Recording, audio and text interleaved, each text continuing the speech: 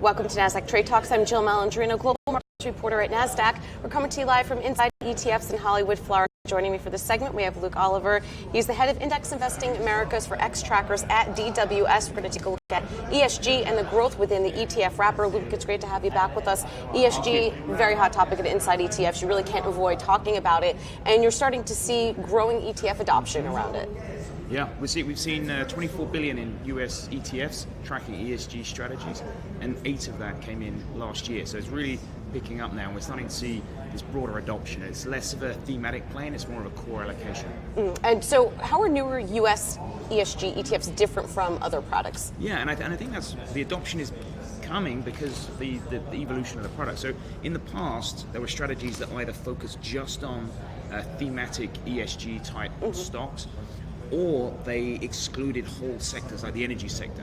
And so when you do either of those, you end up with a risk return that looks nothing like the S&P 500 or MSCI EFA or whatever the benchmark might be. So what we've done is build something that gives you sector neutrality and very close tracking to those ordinary benchmarks. Yeah. So we're reducing that risk that the perception that there's risk with using ESG over the benchmark. We're giving you very light risk return profile to the benchmark, and I think that's really driving the adoption, because people are realizing that you don't have to take, being fiduciary doesn't preclude you from using ESG, which I think has been a perception in the past, and I think these new generation of products really bring this to the mainstream. Well, that's one of the challenges too with ESG. It's very arbitrary. What you might consider good governance, I might not. Maybe environmentalism is important to me as some of the other factors. So that's what makes it challenging as well. Yeah, the definition is difficult. There are definitely variants in different people's definition, but our approach isn't to say, let's take out everything that could possibly be found to have a fault in G, S, or E, or ESG. And so what we do is screen out the worst offenders in each sector. So we'll still have energy companies, for example, which people might associate with not being environmental. We still include some. We exclude the worst and focus on the best. And so it's not when you look in our portfolios, I don't expect you to look at it and say, oh, this must be ESG, look at these names. I expect you to look at it and say, this is my large cap core.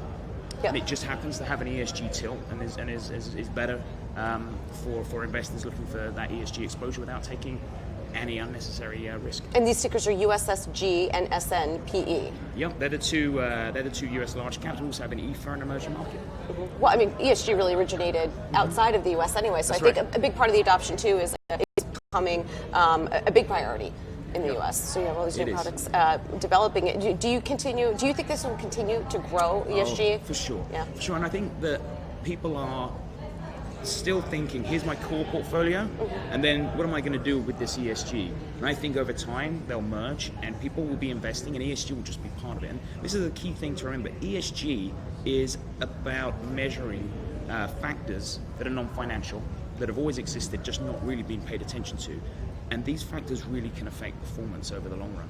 So this is really a sound investment choice to employ ESG as part of the strategy. It seems as if ESG and larger cap portfolios are going to start to look the same after a while anyway. If you want to be in the S&P 500 or any of the other larger indexes, to continue with growth, to continue getting that institutional investment, you're going to have a strong ESG policy. So they're going to eventually look the same at some point. Yeah, at some point. I think if companies do well, because they are ESG, they will naturally rise and be the core portfolio. So yeah, I certainly think the lines are going to blur, and I think ESG will be in everything in the future.